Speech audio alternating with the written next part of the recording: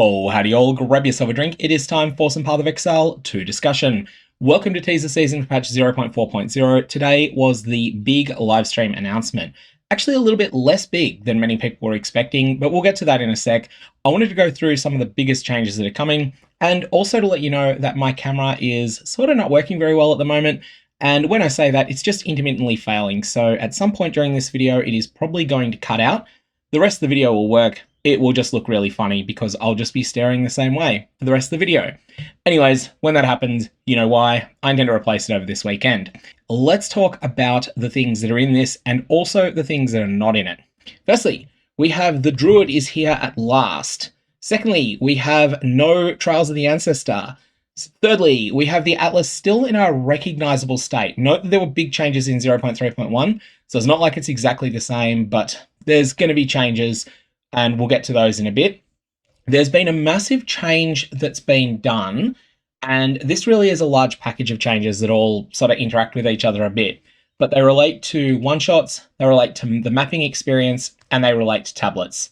Then there's an overhaul of juicing, and there's some changes, big changes to top-end gearing, and we're going to be going into an uncertain balance environment. More on that in a sec. And of course, we have the League mechanic, which feels like it is a spiritual successor to both Incursion and Synthesis from Path of Exile 1. And you'll notice that my camera has decided to cut out, as I said it would. So let's just remove that as we jump into discussing some of the things that we're talking about here. So firstly, the Druid. The Druid is finally here. 0.4.0 will bring one new class. That is going to be the Druid. Now this is going to land with 2 of the 3 planned ascendancies. The first one of these is the Oracle, and the second one is the Shaman.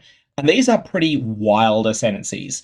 These are ones where I want to reserve a little bit of judgment until we see the full layout of every single thing that's being added there. But there's some really cool stuff in there, especially with the Oracle, which has a notable on it that causes the passive tree to expand extensively in the Druid area. I don't think this is going to be very good. I'm very open to being proven wrong on this, but my initial assessment is that this is not going to be worth spending 2 ascendancy points on, but it will give you a lot of additional choices. However, I'm very open to being proven wrong on that. It's going to be one that we'll need to see the entire details of the passive tree. We may not know everything that there is to know about the Druid for quite some time, because finding out all of these additional hidden nodes is going to take a little bit of time potentially, and theory crafting them all is going to be a very, very complex endeavor. One thing I will mention though with the Oracle and that ability to uncover additional nodes on the tree, that is going to be more powerful the higher that your character's level becomes. And that's not normally the case with ascendancies. Normally with an ascendancy, it's like plus 12% power or plus 25% power. It's hard to quantify exactly, but there is a flat amount and it doesn't really matter what level you are.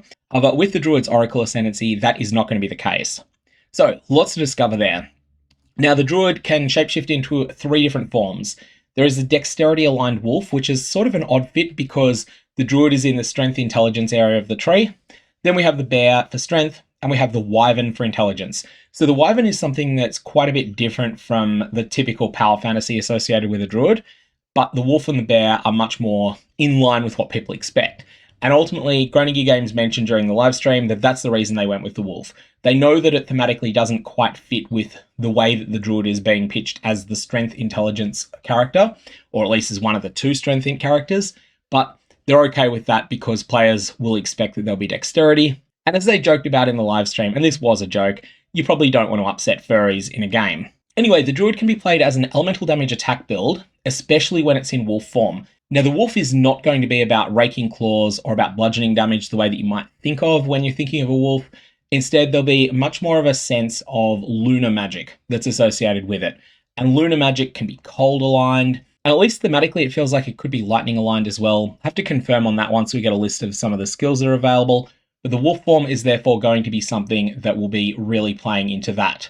One more thing with the Druid that's important to note is that your shapeshifts are governed by the weapons that you hold. Druid weapons are called talismans. They will have a flat amount of damage that they do, but on top of that, they will also empower certain shapeshift forms, and different talisman bases will empower different shapeshift forms. More on the consequences of that later when we start talking about some of the cross synergies that come up. Now, you can also be an elemental caster as a Druid. So there'll be primal spells, which are the new type of magic that's associated with the Druids. They're generally long lasting. So this is the sort of place that you'll find damage over time effects. It's also the sort of place that you'll find a lingering low damage effect that will then proc for explosive amounts of additional damage when you do something specific. On top of this, there's also plant magic. And again, plant magic is just another way that various skills can be set up. A bit of an example here of how these cross synergies work. The bear form is going to have a lot of war cries that it can utter. These war cries are then going to cause certain primal skills that might be lingering on the battlefield to do something additional. Like for instance, cause additional eruptions of fire from certain mechanics. So there's going to be lots of cross synergies of different skills where you can use a skill in one form and then use another skill in another, and they'll have a combo between them. What this means is that the Druid, more than any other class in the game so far, is absolutely positively going to have to build around having 2 weapons on their setup. So expect many builds to make good use of weapon swapping here. And you might have some times where you're playing as a nature caster most of the time, but then you want to change into a bear form in order to trigger some additional effects sometimes. You'll be able to do that. And the way that they've changed weapon swapping means that this is a lot more fluid, even than it would have been in 0.1.0. So that's the Druid. That's a high-level overview of it. There's a lot of questions still outstanding because what we really need to see here is going to be a lot of those primal skills. Those primal skills are going to make or break the Druid, and also they'll be something that can potentially be used on other classes. Although I think some of them are going to not play very well with other types of skills. So we'll have to see exactly how that works out. Secondly, we have Trials of the Ancestors. Are we going to have an alternative to killing Zarok the Temporal? And the answer is no. Unfortunately, this has not made it in. It is another league with existing Ascendancy options only. This is not something GGG seem particularly happy about either. It's just a case of them having to make ruthless cuts as to what they can do and what they can't do. Ultimately, they made a call at some point that it is better not to include this than to put it in an unfinished state. And that seems like a reasonable enough call, I guess, but it is something that's disappointing as well. All right, let's talk Atlas changes. Remember, 0.3.1 had the near removal of towers. When I say the removal of towers, what I mean there is that they giga nerfed towers. Towers went from being the central place that you juiced maps. They got nerfed to the point that they are just a normal map now. And then there was a buff to compensate elsewhere, and that was made to the precursor tablets themselves. So you were able to then have precursor tablets, they function differently to how they used to. And generally speaking, the 0.3.1 changes as an entire package, they were a buff to people who were not at the top end of juicing. They were a slight nerf to people who are at the top end of juicing, but for most people who are at endgame, they were a modest buff. They were also just a change to quality of life, and most people prefer them to the old system. 0.4.0 is going to have a few new changes that build onto that. So league mechanics like Delirium and Abyss, these can no longer juice an itemized map. So there's no more instilling emotions onto a map, and there's no more using the Abyss mechanics to craft a veiled modifier onto a map. Instead, the way that you juice maps in future is going to be through improved precursor tablet rolls. Now, there is a baseline effect. Tablet rolls are getting buffed by 11%. And I know a lot of you are thinking, hang on, 11% increased effects to precursor tablets. This does not make up for, and it is not close to making up for, everything that's lost from high-end juicing, from Abyss, everything from Delirium, and so on and so forth. And that is where a potentially very controversial change is coming in. A particular boss by the name of the Arbiter of Ash is getting much more important to kill in 0.4.0. And that's because after you down the Arbiter of Ash, you're going to unlock the ability to craft 4 modifier rare tablets. Now, once you reach the point that you are crafting your 4 modifier rare tablets, you're now looking at tablets providing 120% more juice than they do in 0.3.1. So that's a 100% more multiplier because you've got twice as many modifiers on them, and it's the 11% more multiplier from just the elevated stats on each modifier itself. And this is editing going to pop in here and say that what they're buffing is actually the low-end rolls on the explicit modifiers here, but given that you don't typically Divine Orb tablets, this is just going to be an increase to the average. Going from an average of 2 to 6 to an average of 3 to 6 is an increase of 12.5%, and that's a reasonably typical amount here. What I think is going to happen here, this is going to have consequences. Those consequences are that carry services are going to be as important in Path of Exile 2 as they were in Path of Exile 1. So getting the Arbiter of Ash done quickly is going to be very important. Even if you're playing a character that is not specialized in bossing, you are going to want to get this boss done somehow. And the easiest way to do that is going to be to engage a carry service. Also, Arbiter of Ash RNG is going to feel worse to get really unlucky on. And that's something that Grinding Gear Games did up the drop rates of Citadels quite a bit in 0.3.1. But I think there'll be a number of calls for that to happen again because 0.4.0 makes this boss much more important, especially earlier on in progression when you might fail one of the Citadel bosses or you might fail the Arbiter himself. That is going to be crushing if that happens to you. So keep that in mind. Carry services are probably, unfortunately, going to be more important in Path of Exile 2 as a result of this change. He always had good loot, but now he is going to gate the most important upgrade to your Atlas that you can get. Alright, now let's talk about the change that is the most polarizing. We've talked about changes that people are generally positive about relating to the Druid, things people are a bit more negative about relating to the Arbiter of Ash. Now we'll talk about the package of changes that's being done that is getting both reactions from different people. So some people love this package of changes, some people hate it. There's not much in the middle. I'm actually somewhere in the middle. I think that this is going to be good in some ways, bad in others, probably a net positive overall. At least it's going to be a change, and I'm looking forward to a change. That said, let's just go through the changes so you can make your mind up yourself. Grinding Gear Games noticed a lot of players complaining about suddenly getting burst damage down in maps. So you're running through a map, you feel like you're invincible, and then suddenly you come around the corner, there's a pack of monsters there, and you go from 15,000 energy shield down to 0, and that takes place in a quarter of a second. Now, the player then goes and makes an angry Reddit thread saying, I keep getting one-shot in maps. Grinding Gear Games investigate, and they find out actually that player hasn't been one-shot at all. Not only have they not been one-shot, they've never taken more than 3,700 damage from a single hit. There has been no hit that would kill them even if they took 4 of them in a row. However, what they realize is happening is that players are getting burst down in very, very short windows. So what's their solution? Well, their solution is to say something very controversial. Density at endgame is too high. Let's reduce monster density and make up for the loot via other means. So they're reducing baseline density in packs, but doing so in a way that does not affect loot drops. This is going to be better for some builds, worse than others. The precise mechanics of what they're doing. In 0.3.1, they made it so that there is a baseline amount of monsters found at endgame. So we'll just call this 100% baseline. That's the amount you'll find in a tier 1 map. When you get to a tier 15 map, it's 140% of baseline monsters. What they're doing is they're just going to keep it at 100%. However, those monsters are going to have 140% base hit points, and they're going to have 140% base loot, and 140% base XP. Is this going to be better or worse? The answer is it depends a lot on the type of build you're playing, and it depends a lot upon your preferences as a player. Your character will die less as a result of this, but at the same time, there's going to be a bunch of other things that aren't going to work as well, like Herald Chaining. Now, this should also have some performance flow-on improvements. Performance improvements should be seen mostly on lower-end PCs and also on consoles as a result of this. There's also a bunch of other performance changes that are taking place at the same time, though, and it is normally the case that when Grinding Gear Games do a major rework related to performance, that some problems slip in. So it'll be interesting to see how that works out. I wouldn't be surprised if there is a bit of a server dumpster fire day 1 or 2, and then that starts to improve after that, but we shall see. The winners of this package of changes: low-end PC owners, console players, builds that have high single target damage but don't project it very well to multiple targets, and players that are running squishy characters.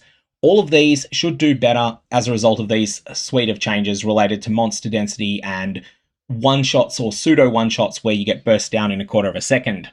The losers, however, will be very top-end meta builds. They're going to feel a lot worse because the reason that builds are meta is usually because they combine high single target damage and high damage projection, or at least they're medium in one of those categories, high in the other, or they're high in both, or they're extraordinarily high at both. Those builds are going to do worse. The other thing is any sort of mechanism in the game that propagates off kill proliferation. This can be anything as simple as Detonate Dead will be the sort of spell that'll get worse as a result of this, or a whole bunch of other mechanics, Corpse Explosions, the Gloom Shrine Scepter, all these things are going to get worse as a result of this suite of changes. So very controversial suite of changes there. Some people love what they're seeing because they're thinking, oh, the thing that I really dislike at endgame is getting burst down. It's going from 100% life to 0 in no time at all. That's going to happen less, but at the same time, there's going to be less of that sensation of I am just a god walking among insects, and we'll see how exactly that plays out. Next thing that I wanted to point out is a suite of changes taking place to very, very top-end gear. We're not talking about just good gear here. We're talking about things that power gamers don't have in week 1, but aspire towards getting weeks 2, 3, and 4, and so on. So the biggest change here relates to runes no longer stacking. This is named runes. So for instance, there is Farrell's Rune of the Chase. In the past, players were using 3 of these in really, really top-end boots in conjunction with the Essence mod that causes socketed items to have double effect. This was an absolute top-end beast set of boots, and now they are much worse than they were as a result of these changes. They're still going to be probably the best boots in the game. They're no longer going to be providing 65% move speed. Instead, very top-end boots will be more like 52% move speed.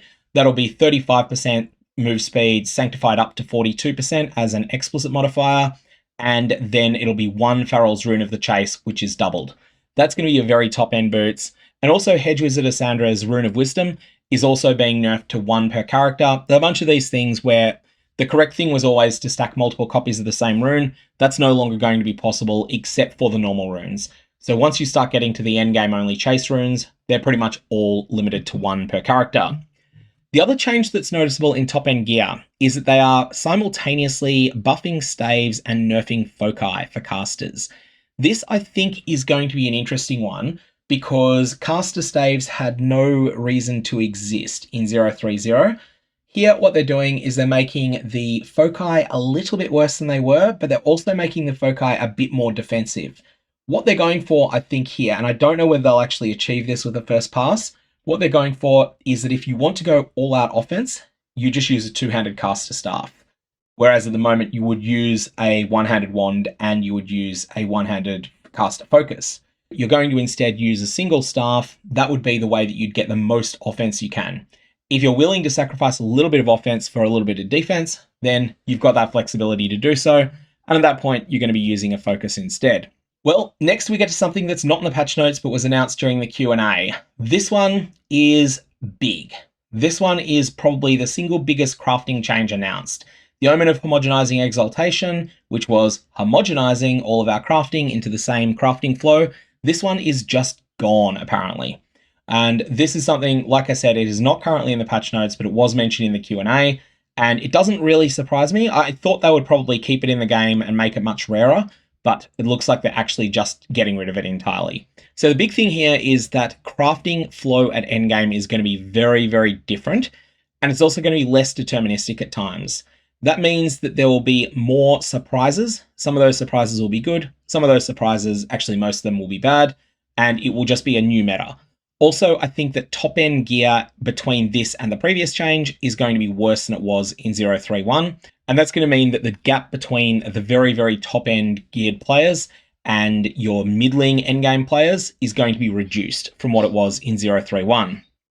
After this, 2 of the top builds of 030, 031 are getting gutted completely. So Lightning Arrow is taking a death by 6 or 7 cuts approach. It's not that Lightning Arrow is getting deleted by any individual nerf. Every single individual nerf that the build takes is survivable. And in fact, if it only took any one of them, maybe even only any 2 of them, it would probably still be the best starter option out there. It's probably still actually a viable starter, but the Lightning Arrow, Lightning Rod synergy is being nerfed. Lightning Rod is being nerfed. Lightning Arrow is getting a couple of little changes. Shock is being nerfed. Some of the damage support on the tree for Lightning is being nerfed. It's basically intended as the closer that you were to the meta, the more you're being nerfed. So if you're doing something off meta and weird with Lightning Arrow, it's probably still a very functioning build. Whereas if you were doing with Lightning Arrow what almost everyone else was doing, then you're going to notice a larger degradation in performance. The other build, however, whilst Lightning Arrow looks like it's still playable, Utalui's Bloodletting builds look like they are just getting destroyed. So Utalui's Bloodletting is a lineage support gem that was completely and utterly broken, not just on its own, but especially in conjunction with the Timeless Duel exclusive notable. And the Timeless Duel exclusive notable is having its effect reduced by 75%. Utalui's Bloodletting is having its damage boost decreased by 50%. It's having a cap added to it. It's having its cost multiplier decreased, which normally would be a good thing, but in this context is actually a bad thing. There's so many things that are going on here that make this less explosive than it was, that I don't think we're going to see anyone doing 5 Uber Arbiters of Ash damage per second anymore, and certainly not projecting it to the entire screen with Spark, like was the case during 0.3.1. So all in all, this means that the balance meta is going to be very, very uncertain. There's a bunch of things that have been buffed, and the buffs vary in size a lot. And on top of that, we also don't have everything about the tree. So there's going to be buffs and nerfs on the tree as well that we don't know about. There's also a lot of buffs that are being made to unique items, which are also going to be pretty impactful. Some of them are much better than they were before. Moira Invictus comes to mind in particular. Moira Invictus is getting giga buffed. It was already pretty usable, but we might be back to a scenario where a lot of people are looking for the right Moira Invictus for their build, and they're settling for something that's almost good enough, but not exactly what they wanted. The last thing I wanted to include in this video is a quick summary of the new league mechanic. Now, this one's interesting in that I can't really say all that much about it without playing it, because it's one of those things where you can look at it as a spiritual successor of patch 3.6 Synthesis League and patch 3.3 Incursion League from Path of Exile 1. It's clearly taken inspiration from both of these mechanics, but it's also something that has its own identity as well. The core identity here is that while you're mapping, you'll encounter little Val-themed mini encounters. When you defeat them, you'll get additional points towards improving a temple, and that temple is something you can then craft. It's not completely deterministic, but you have a fair degree of determinism over it, and you'll then be able to go and raid your temple, go in there, kill lots of monsters, take lots of loot, and so on and so forth. Now, early on, I think the approach is going to be to double with this, but they've built in a really interesting progression structure where in the middle of the league, as you start getting more powerful, you can start rushing to Atsuri. Atsuri is a boss that Path of Exile 1 players would be familiar with, and she is going to be the pinnacle boss of the new league content. Or alternately, there's a number of little side rooms that you can try and build towards as well. But what I think most people will do is run a bunch of Atsuri runs, get all the loot that they want from Atsuri, and then after that, they will then build a single Giga Juice temple, and they won't do any of the bosses that when you kill them, they reset a large section of your temple. So that's going to be an interesting thing to balance. How exactly we do this is not going to be clear. Best strategies will take quite a while to work out here.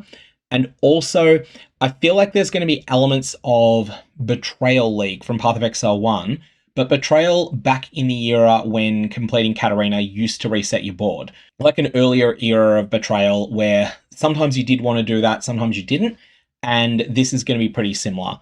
I think though that the high-end juicing strategies with this are going to involve running a temple and then trying to rebuild it as close as possible to the original each time. That's going to be the highest end approach to it, but we're a long way away from getting to that point. It's also really hard to predict how well this is just going to play out in practice. It's going to feel frustrating that you've got access to this boss that you don't want to kill because if you kill it, then it'll end up resetting a whole bunch of your board. Or is that going to be easy to ignore because the rewards everywhere else is so good that you want to do that? Or is it going to be that you want to fight the boss, but you can't justify it because everything else that's going on is so much more exciting? I often think that there's a thing players will point out that they want, which is more agency over how a league mechanic works, but sometimes you can run the risk of having too much agency. At that point, it can feel overcomplicated. I feel like this is teetering on that edge at the moment, and we're going to have to play with it in order to work out which side of it falls. Is it on the side where the agency feels fantastic, you've got lots of flexibility to play with it the way you want, to sculpt a temple that is uniquely yours, and to focus on farming a particular mechanic you really like? Or is it going to fall over the edge into too much complexity, and then you start feeling like you've got decision paralysis? I don't know which way it's going to go, but that's the sort of thing we'll find out when we're able to play the league in a week and a bit. Anyways, those are some of the high points out of a much longer live stream that I did earlier today. I'll put a link to that down in the description below. As always with past live streams, they're definitely unpolished. There's a lot of ums and ahs and things like that that I edit out of the videos that when I'm doing a live stream, you just can't edit things out of videos. So they end up coming across less polished. It's very, very long, but I do discuss everything in the patch notes in there. I want to do a more polished look at the patch notes, but That is going to have to wait for another day, because ultimately this is an exhausting day for Path of Exile content creators, and I do have some stuff on over this weekend IRL as well, so I'm going to be very, very busy. I'm going to leave it there. May your Varlorbs and your new Incursion Temples and the double Corruption Chamber that's coming to Path of Exile 2 in this league, may they all have interesting results.